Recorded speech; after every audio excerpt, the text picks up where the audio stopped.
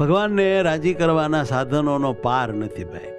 માળા કરો, જપ કરો, પદયાત્રા કરો, દંડવટ કરો, કીર્તન ગાઓ, ધૂન કરો, કથા કરો, કથા સાંભળો, મહાપૂજા કરો, યજ્ઞ કરાવો, દાન કરો, ચાંદ્રાયણ કરો, બ્રહ્મચર્ય પાળો, પંચ વિષયનો ત્યાગ રાખો.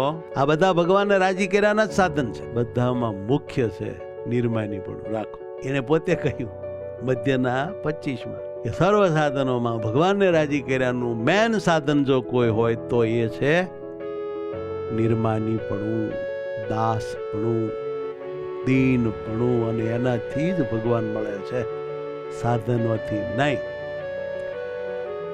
બીજા ત્રીજા કહેવાતા બળથી ભગવાન નહીં મળતા, સુનિરી મેને નિર્બલ કો બોલતા.